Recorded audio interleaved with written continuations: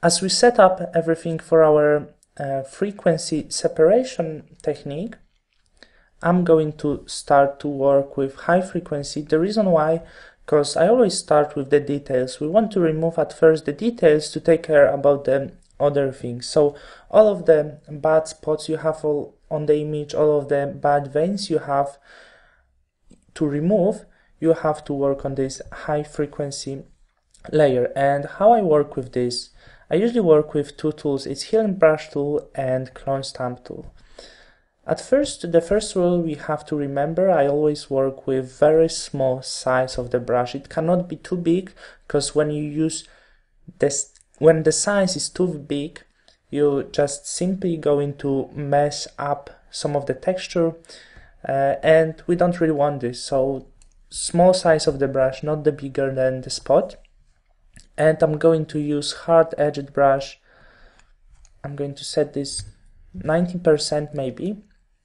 So hard edged brush, not too soft as well, because when you use too soft brush we can blur out some areas, and we don't really want this as well. And the second thing I'm working with is Healing Brush tool, the same hardness around 90%, and these two tools I'm using with this first step I'm doing. So let's try something. I'm going to show you how does it work using Healing Brush tool. As you can see, we just taking a clone close to this area and cover this, and in very similar way we work with Clone Stamp tool. However, we have to be very careful with the edges, because the point is, as you can see, when we use this irresponsible on different areas, we can change the colors. So basically, don't be afraid to take a clone from many parts.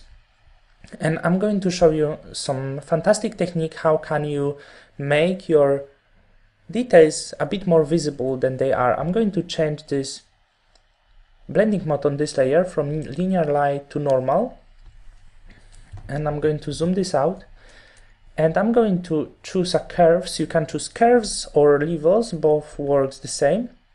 This is just kind of the help layer for you, and bring up the contrast very strongly. So I'm going to grab the curve over here on the shadow area and bring it down, and here on the highlight area I'm going to bring this up.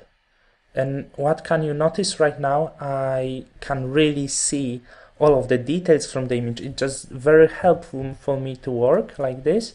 And I'm going to go back to high frequency layer, and what I'm going to do, once again, I'm just cloning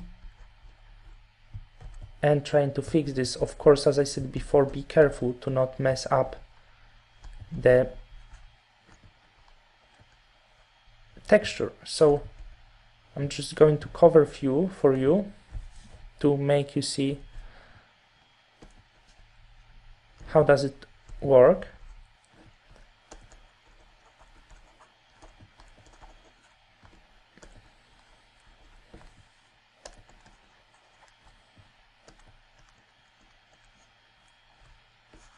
As you can see, Healing Brush tool works really great for it.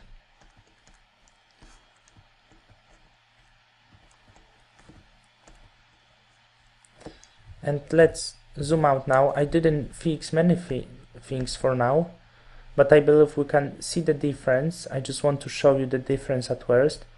As you can see, it fixed very nicely all the spots we have. So I'm going to work with all of the image like this, and I'm going to speed up this video, of course, because this part takes a lot of time to do actually. So it's going to take maybe half an hour for me to work with all of these details.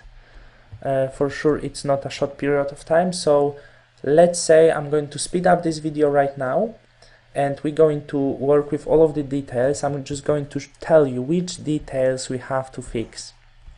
We have to fix all of the hair between the eyebrows. If we have to fix all of the small spots, these small veins here, of course a little bit wrinkles. On the forehead we usually have a lot of things, and sometimes we have stray hair like this.